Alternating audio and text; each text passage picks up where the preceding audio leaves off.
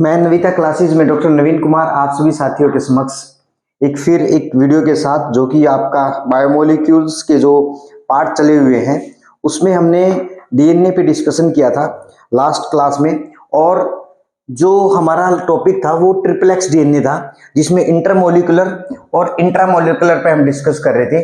देखिए, ये पोली आपकी प्यूरिन जो है स्ट्रैंड मिड में, ये क्या है, सेंट्रल रहेगी, ये सेंटर में रहेगी, सेंट्रल स्ट्रैंड है ये तो रहेगी ही रहेगी। कैसे होता है ये आपको पता है, ये डबल हेलिक्स डीएनए है, ठीक है, ये डबल हेलिकल डीएनए है। जब डबल हेलिकल डीएनए में क्या होगा, मान लीजिए ये क्या है, पोली प्यूरिन है और ये क्या है, पोली पेरिमिडिन स्ट्रैंड है, ठीक है। अब इसमें अगर थर्ड स्ट्रैंड आके, थर्ड स्ट्रैंड, ठीक है, वो बाइंडिंग करे, ठीक है ना, वो फिर अपने बेस पेयर बनाए, ठीक है, तो उसमें क्या होगा, क्योंकि ये पोलीपेरिमिडिन है, ये पोली यूरिन है और ये क्या है, आपकी पोली प्यूरिन भी हो सकती है और पोली पेरिमिडिन भी हो सकती है। मैंने दो सिचुएशन बताई। अगर ये स्ट्रैंड आपकी, ये जो थर्ड स्ट्रैंड ये है, ठीक है, और जो ये थर्ड है, ये इसमें इंटरमोलिकुलर में ये थर्ड है और इंट्रामोलिकुलर में ये थर्ड है, ठीक है।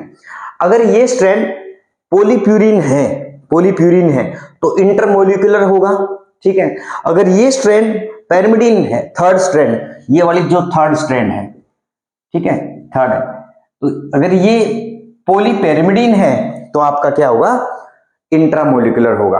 अब इंपॉर्टेंट पॉइंट ये नहीं है कि वो पोलीप्यूरिन है, पोलीपेरिमिडिन है, या किस तरीके से उसकी जो भी बनावट है वो कैसे उसको बनाया गया है, या उस स्ट्रक्चर में क्या क्या चीज। इंपॉर्टेंट चीज क्या है कि ये बेस पेयरिंग कैसे होती है, इनमें जो इंपॉर्टेंट हाइड्रोजन बॉन्डिंग होती है या कुछ और, यस, एक डिफरेंट टाइप की बॉन्डिंग होती है जिसको हम बोलते हैं हुग्स्टीन पेयरिंग। यहाँ पे जो पेयरिंग होगी, ये जो इनके बीच में जो बॉन्डिंग होगी, ये जो बॉन्डिंग होगी इनके बीच में, इधर इधर और इधर, ये यहाँ पे जो बॉन्डिंग होगी उस बॉन्डिंग को बोलते हैं हुग्स्टीन बेस पेयरिंग, ठीक है।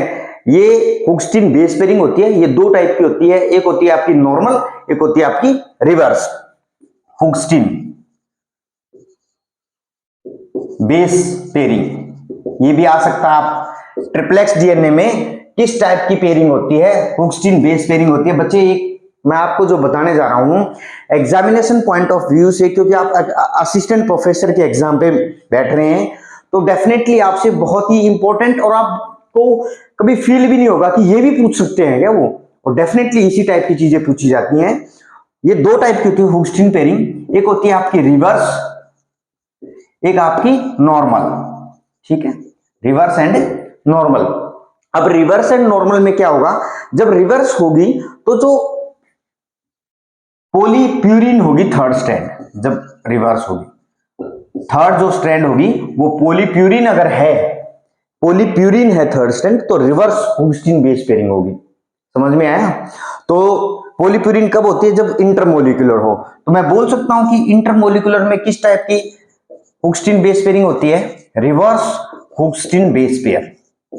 याद रखना इस चीज को। अब नॉर्मल कब होती है, नॉर्मल तब होती है जब आपका पोलीप्यूरिन ट्रैक्ट है, पोलीपेरिमिडिन ट्रैक्ट है। नॉर्मल में पोलीपेरिमिडिन ट्रैक्ट अगर थर्ड स्ट्रैंड है तो तब आपकी नॉर्मल होती है। तो नॉर्मल किसमें थी, पोलीपेरिमिडिन तो ये था ना, तो इसमें क्या होगी, नॉर्मल हुग्स्टीन बेस पेयरिंग। समझ में आया? तो आप इससे कंफ्यूज नहीं होना है। पोलीप्यूरिन थर्ड स्ट्रैंड है तो उसको क्या बोलते हैं, इंटरमोलिकुलर, और पोली पेरिमिडिन है तो इंट्रामोलिकुलर। तो ये भी चीज आपको याद रखना है। तो इसमें क्या होगा, थर्ड स्ट्रैंड पोलीप्यूरिन है तो इंटरमोलिकुलर है, इंट्रामोलिकुलर है तो वो पेरिमिडिन है, अगर पोलीप्यूरिन है तो वो रिवर्स हुग्स्टीन बेस पेयरिंग होगी, और अगर वो थर्ड स्ट्रैंड पेरिमिडिन है, ये थर्ड स्ट्रैंड पेरिमिडिन है, ये वाली जो थर्ड स्ट्रैंड पेरिमिडिन है, तो आपका क्या होगा, नॉर्मल हुग्स्टीन बेस पेयरिंग होगी। ये बहुत इंपॉर्टेंट पॉइंट है एग्जामिनेशन पॉइंट ऑफ व्यू से। अब मैं बात करूंगा क्वाड्रुप्लेक्स जो डीएनए होता है। क्वाड्रुप्लेक्स डीएनए में क्या है, ये ट्रिप्लेक्स थी, डबल स्ट्रैंडेड डीएनए पे भी मैंने डिस्कशन किया है। हम फटाक से क्वाड्रुप्लेक्स को देखते हैं, वो एग्जामिनेशन पॉइंट ऑफ व्यू से बहुत इंपॉर्टेंट है, काफी एग्जाम में आया है। और आपका CSR तो कई बार हुआ कि CSR ने उस पर काफी क्वेश्चन पूछे हैं क्वाड्रुप्लेक्स पे। क्या है क्वाड्रुप्लेक्स में, क्या है क्वाड्रुप्लेक्स DNA, इसमें क्या होगा आपका पोली जी ट्रैक्ट होगा। ये एक ट्रैक्ट है पोली जी ट्रैक्ट, ठीक है। इसमें क्या होगा एक जी थर्ड एंड फोर्थ, ये आपस में क्या होंगे कंबाइन होंगे, ठीक है, एक स्क्वायर में। और इनके बीच में क्या होगा मोनोवेलेंट कैटायन होगा, ठीक है, जो कि इस टाइप के क्वाड्रुप्लेक्स DNA की स्टेबिलिटी को बढ़ा देता है। ये इंपॉर्टेंट है, ये एग्जाम में पूछा गया है। मोनोवेलेंट कैटायन जो है उसके फंक्शन क्या है, और मोनोवेलेंट कैटायन में भी कैटायन कौन सा प्रेजेंट होता है वहां पे, ये चीजें आपको ध्यान देनी है कि मोनोवेलेंट है, आपका Mg भी हो सकता है, ठीक है, आपका मोलिब्डेनम भी हो सकता है। तो ये चीजें आपको देखनी है क्या क्या इंपॉर्टेंट है इसमें। क्वाड्रुप्लेक्स में एक जी यहाँ पे ग्वानिन ग्वानिन ग्वानिन, और यहाँ पे ये किससे मोनोवेलेंट कैटायन से क्या करते हैं, एक टाइप की नॉन कोवेलेंट इंटरेक्शन करते हैं, ठीक है। तो आपको ये देखना कि इंटरेक्शन किस टाइप की हो रही है, वो नॉन कोवेलेंट टाइप की इंटरेक्शन हो रही है इनके बीच में क्वाड्रुप्लेक्स में। और यहां पे भी क्या है आपका हुक्स्टीन हाइड्रोजन बॉन्डिंग होती है, हुक्स्टीन हाइड्रोजन बॉन्डिंग होती है इनके बीच में, हुक्स्टीन, ये भी कई बार पूछा गया है हाइड्रोजन बॉन्डिंग, ठीक है। वहां पे बेस पेयरिंग थी ट्रिप्लेक्स में, क्वाड्रुप्लेक्स में क्या है आपकी हाइड्रोजन बॉन्डिंग है। अब ये इसकी जो स्टेबिलिटी है क्वाड्रुप्लेक्स की इस कैटायन पे डिपेंड करती है, ठीक है। ये कैटायन इसकी स्टेबिलिटी को बढ़ा देता है, अगर ये है तो डेफिनेटली वो क्या है बहुत ही स्टेबल है। यहाँ पे क्या है ये दो टाइप की होती है, पैरेलल और एंटी पैरेलल। क्या क्वाड्रुप्लेक्स DNA क्या होता है, parallel and anti parallel type का होता है। इस पे ज्यादा हम नहीं जाएंगे क्योंकि ये यहाँ से ज्यादा क्वेश्चन पूछने के कोई चांसेस नहीं है। अब बात करते हैं हम क्वांटिफिकेशन ऑफ DNA की, न्यूक्लिक एसिड की। हम क्वांटिफिकेशन कैसे करते हैं, क्वांटिफाई सभी करते हैं जो बच्चे रिसर्च में इन्वॉल्व हैं या जिन्होंने रिसर्च की है या PhD कर चुके हैं। देखिए PhD इज डिफरेंट फॉर, आप एस्पिरेंट हैं, एग्जामिनेशन पॉइंट ऑफ व्यू से वो अलग है, क्योंकि PhD में हम क्या है जो बेसिक चीजें हैं उससे बहुत ही कहीं ना कहीं हट जाते हैं, और जो बेसिक चीजें हैं उनसे दूर होने के कारण कई बार हम उनमें पकड़ नहीं बना पाते। तो इसलिए आपको फटाक से अपनी जो बेसिक है उनको कवर करना है। क्वांटिफिकेशन, क्वांटिफिकेशन आपको पता है DNA की हम RNA की कैसे करते हैं, DNA RNA की हम कैसे करते हैं, ठीक है। न्यूक्लिक एसिड है, ये दोनों न्यूक्लिक एसिड। आपको पता है एब्जॉर्बेंस होती है, स्पेक्ट्रोफोटोमीटर, नैनो ड्रॉप। आजकल बहुत सारे तरीके हैं कि हम DNA को करते हैं क्वांटिफाई करते हैं, या तो स्पेक्ट्रोफोटोमीटर, स्पेक्ट्रो, या नैनो ड्रॉप, ठीक है। ये क्या है बहुत ही आजकल क्या है जो लेबोरेटरी में ज्यादा काम हो रहा है या बहुत कम सैंपल है वो नैनो ड्रॉप का यूज करते हैं, ताकि आपकी बहुत कम क्वांटिटी में 0.1 माइक्रोलीटर से ही आप अपना DNA क्वांटिफाई कर सकते हैं। एब्जॉर्बेंस क्या है 260 नैनोमीटर पे होती है इसकी, 260 नैनोमीटर पे एब्जॉर्बेंस है, ठीक है। अब डिपेंड ये करता है कि स्पेक्ट्रोफोटोमीटर में आपको पता है स्पेक्ट्रोफोटोमीटर जो है वो किस प्रिंसिपल पे काम करता है, वो कैसे करता है। देखिए पहली डिपेंड स्पेक्ट्रोफोटोमीटर या DNA या RNA जो है वो कंसंट्रेशन पे डिपेंड करता है।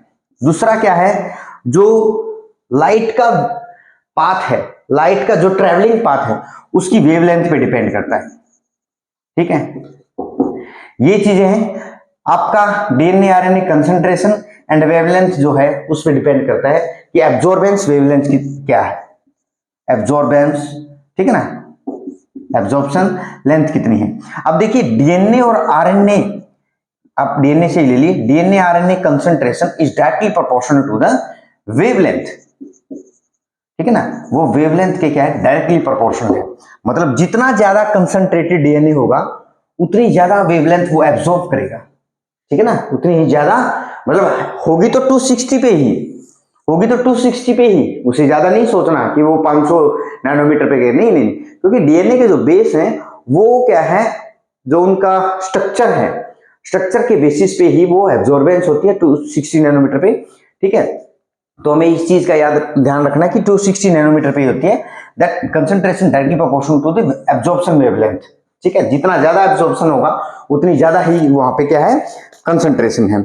अब देखिए इसमें क्या है, वो कैसे करते हैं, डीएनए के जो बेस हैं वो इंपॉर्टेंट है इसमें। डीएनए के नाइट्रोजनस जो बेस हैं उनका जो स्ट्रक्चर है, ठीक है, उनका जो रिंग स्ट्रक्चर है, बेसिस का जो रिंग स्ट्रक्चर है, रिंग स्ट्रक्चर, उस बेसिस पे ही एब्जॉर्प्शन होती है।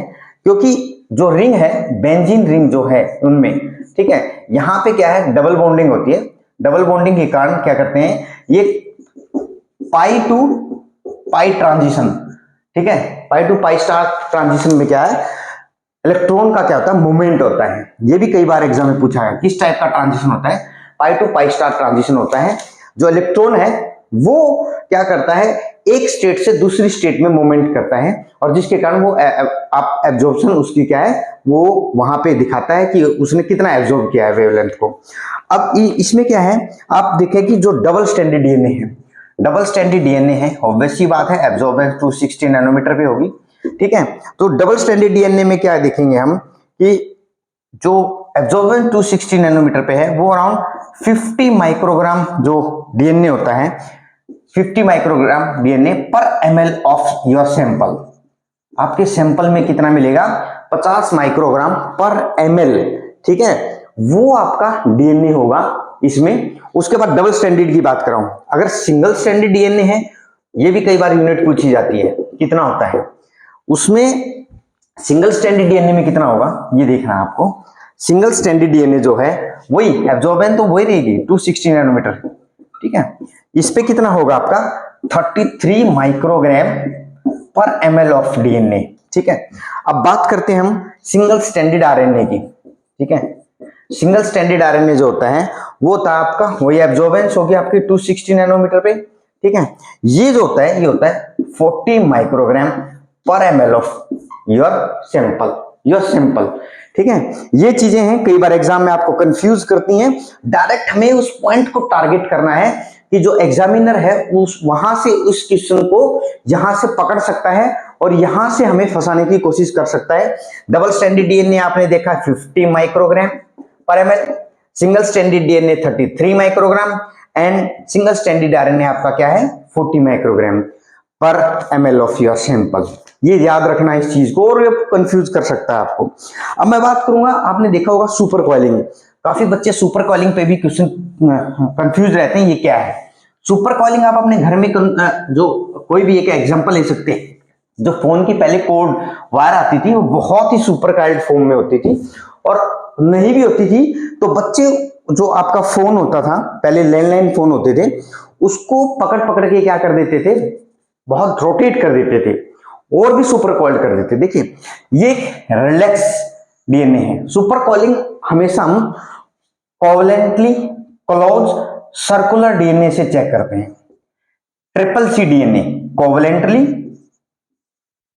ठीक है, क्लोज्ड सर्कुलर डीएनए, ठीक है, इससे हम चेक करते हैं। अब देखिए ये रिलैक्स फॉर्म में है, ठीक है ना, जब ये रिलैक्स फॉर्म में है तो यहां पे क्या होगा, यहां पे कोई सुपर कॉलिंग नहीं है, ठीक है ना। सुपर कॉलिंग भी दो टाइप की होती है, एक आएगी आपकी जब नेगेटिव सुपर कॉलिंग होए, नेगेटिव सुपर कॉलिंग, ठीक है, मैं पॉइंट पे आऊंगा, पॉइंट पे ही बात करूंगा, अननेसेसरी बात करने का टाइम नहीं है, क्योंकि आप एग्जाम जो है वो बहुत बड़े लेवल का एग्जाम है ये, तो इसमें आप सिर्फ पॉइंट पे ही बात करें। एक होता है आपका positive super coiling, positive super coiling, ठीक है। देखिए जब ये रिलैक्स फॉर्म में है, मतलब there is no super coiling, definitely ये क्या करेगा, नेगेटिव सुपर कॉलिंग करेगा। नेगेटिव सुपर कॉलिंग में क्या होती है, हमेशा लेफ्ट हैंड साइड में वो क्या करेगा, मोड़ते जाएंगे इस तरीके से। अगर ये ऐसे है तो थोड़ा सा जो रिलैक्सेशन है वो ऐसे आ जाएगा, ठीक है ना। हम उसको अनवाइंडिंग कर रहे हैं, ओवरवाइंडिंग नहीं कर रहे हैं, इसको बोलते हैं अंडरवाइंडिंग, ठीक है ना, ठीक है। अनवाइंडिंग बोल देते हैं कई बार, ठीक है ना, अंडरवाइंडिंग बोलते हैं। ये क्या होता है, हम पॉजिटिव राइट हैंड डायरेक्शन में उसको रोटेट करते हैं। इसको मैं राइट हैंड डायरेक्शन में जब रोटेट करूंगा तो डेफिनेटली पॉजिटिव सुपर कॉलिंग होगी। इसको बोलते हैं ओवरवाइंडिंग, ठीक है। जब ओवरवाइंडिंग की बात आई तो डेफिनेटली समझ लेना कि जो ओवरबाउंड है वो किया गया है, यहां पे अंडरबाउंड किया गया है, ठीक है ना, अंडरबाउंड किया गया है, यहां पे ओवरबाउंड किया गया है, ठीक, याद रख लेना। इसमें क्या होता है, इसको बोलते हैं पॉजिटिव सुपर कॉलिंग, इसको बोलते हैं नेगेटिव। अब मैं इसको एक इंपॉर्टेंट चीज बताना चाहता हूं।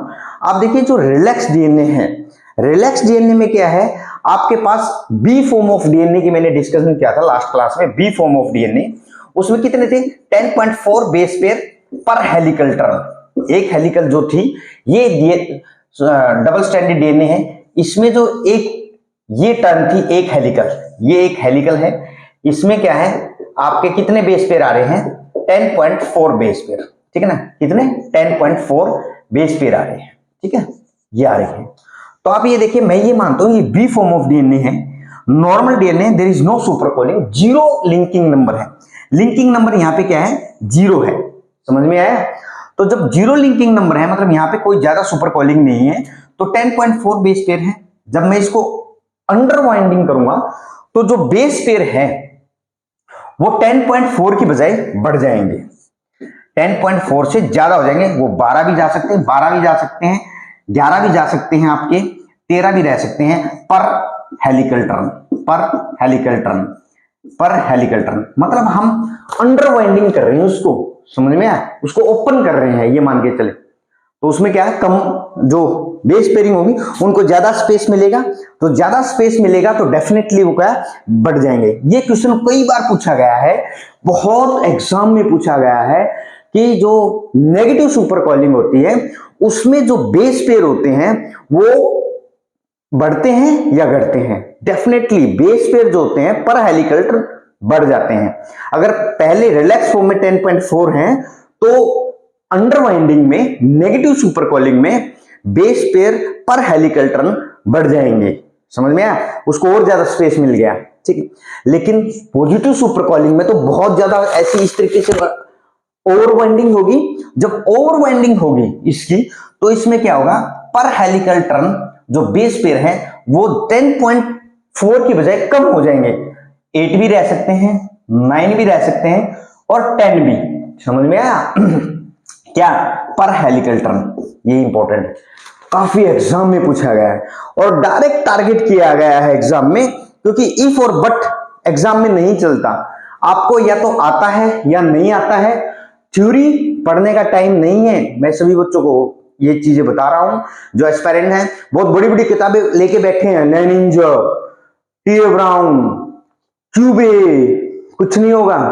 आपके पास सिर्फ 1 महीना है, 1 महीने में आपको टारगेट पे हिट करना है, अर्जुन की तरह, जो अर्जुन ने देखा था वो देखना है। किताबें पढ़ने, आपने सारी उम्र किताबें पढ़ी हैं, ठीक है, आपने कॉम्पिटिटिव एग्जाम को निकालना है, वो भी मेरिट में निकालना है। तो मेरिट में निकालने के लिए आपको क्या करना है, डायरेक्ट टारगेट पे हिट करना है, ठीक, इफ और बट इधर उधर नहीं देखना है। तो ये इंपॉर्टेंट था यहाँ पे, ये मैंने बता दिया। अब इसमें और चीज क्या हो सकती है, और भी पूछा जा सकता है इसमें, देखिए और क्या पूछ सकते हैं, ठीक है। यहां पे जो है लिंकिंग नंबर मैंने पहले लिखा है 0 है, ठीक है ना, लिंकिंग नंबर क्या है, 0 है, वो भी मैं बहुत अच्छे से समझाऊंगा, पहले उसको समझो क्या है लिंकिंग नंबर। ये देखो क्या है, इसमें अगर लिंकिंग नंबर 0 है तो आप मुझे ये बताइए यहां पे नेगेटिव सुपर कॉलिंग में क्या होगा, जो रिलैक्स्ड के लिंकिंग है वो तो ज्यादा होंगे इससे, नेगेटिव सुपर कॉलिंग से, ठीक है। यहां पे जो लिंकिंग है आपस में, जो टर्न आपस में एक दूसरे के ऊपर आ रही है वो बोलते हैं उसको लिंकिंग नंबर। लिंकिंग नंबर, ये जो टर्न एक दूसरे के ऊपर आ रही है उनको लिंकिंग नंबर बोलते हैं। तो ये जो रिलैक्स फॉर्म है नेगेटिव सुपर कॉलिंग में, तो इसमें ज्यादा सुपर कॉलिंग है in compare to this, obvious सी बात है, तभी ये इसके ज्यादा लिंकिंग नंबर होंगे इन कंपेयर टू नेगेटिव। लेकिन इस केस में क्या होगा, जो लिंकिंग नंबर है negative super positive super coiling के, there is a more than the relax form of DNA. Linking number क्या होंगे, क्योंकि मैंने पहले ही बोला वो पॉजिटिव सुपर कॉलिंग है, ओवर बाउंडिंग है, एक दूसरे के ऊपर ज्यादा कम उसमें हो गए, वो बहुत संकुचित स्पेस में हो गए हैं, ठीक है, ओवर बाउंडिंग हो गए हैं। ओवर बाउंडिंग के कारण क्या हुआ, बेस पेयर भी कम हो गए पर हेलिकल टर्म, तो इसमें linking number is more than the relax form of DNA. ये भी एग्जाम में पूछा गया है, सीएसआर नेट के एग्जाम में बहुत बार पूछा गया है ये क्वेश्चन। तो एचपीएससी का पैटर्न रहा है, मैं आपको बता देता हूं। एचपीएससी उन एग्जाम से क्वेश्चन उठाएगा जो एग्जाम रिसेंटली हुए हैं या जो एग्जाम लाइफ साइंसेज में काफी लंबे टाइम से चले आ रहे हैं, क्योंकि कितनी मेहनत नहीं करेंगे ये एग्जाम क्वेश्चन पेपर को सेट करेंगे या फिर बहुत सारे एग्जामिनर को बुलाएंगे कि क्वेश्चन पेपर सेट, एक रैंडम क्या प्रैक्टिस होगी जिसमें क्या किया जाएगा, जो अच्छे अच्छे एग्जाम है वहां से क्वेश्चन लिए जाएंगे और क्वेश्चन लेके क्या किया जाएगा, उनको मिला के कि हाँ ये इस चैप्टर से आ रहे हैं और फिट कर देते हैं। तो ट्रेंड में आपको क्या देखना है कि गेट में क्या चल रहा है, आईसीएमआर क्या दे रहा है, डीबीटी क्या एग्जाम में दे रहा है, बार्क क्या दे रहा है और सीएसआईआर क्या दे रहा है। तो मैं उन्हीं चीजों को लिंक करके उन्हीं एग्जाम के पैटर्न को देख के ये क्वेश्चन पेपर आपके लिए या एमसीक्यूज फॉर्मेट में डायरेक्टली मैं टारगेट कर रहा हूं टॉपिक टू टॉपिक, ठीक है ना। अब जो पॉजिटिव सुपर कॉलिंग है वो देखिए किस में होती है। पॉजिटिव सुपर कॉलिंग उन ऑर्गेनिज्म में होती है जो बहुत ही एडवर्स कंडीशन में रहते हैं। वो कौन से ऑर्गेनिज्म है ये पॉजिटिव सुपर कॉलिंग वाले, आर्केबैक्टीरिया। आर्केबैक्टीरिया ये बहुत ही एडवर्स कंडीशन में रहते हैं। क्या एडवर्स कंडीशन है, एट वेरी लो पीएच, ठीक है, हाँ भाई बहुत कम पीएच में, एट वेरी हाई टेम्परेचर, ये भी है भाई बहुत ज्यादा टेम्परेचर पे रहते हैं। ये आर्केबैक्टीरिया की यही तो प्रॉपर्टी है कि या तो वो हाई टेम्परेचर पे रहेंगे या वो क्या है बहुत ज्यादा लो पीएच पे रहेंगे, और या फिर हाई साल्ट कंसंट्रेशन, वो तो वही है साल्ट कंसंट्रेशन पे रहेंगे। तो ये चीज आपको देखनी है आर्केबैक्टीरिया में। अब क्या है, मोस्टली आप देखिए जो मोस्ट ऑफ डीएनए नेचर में पाए जाते हैं, नेचर में आपसे ये भी पूछ सकता है, बच्चे कंफ्यूज हो जाते हैं इसमें और इसको आंसर कराते हैं वहां पे। Most of DNA in nature they are exist in negative super coiling. Nature के अंदर most of DNA negative super coiling में एग्जिस्ट करते हैं।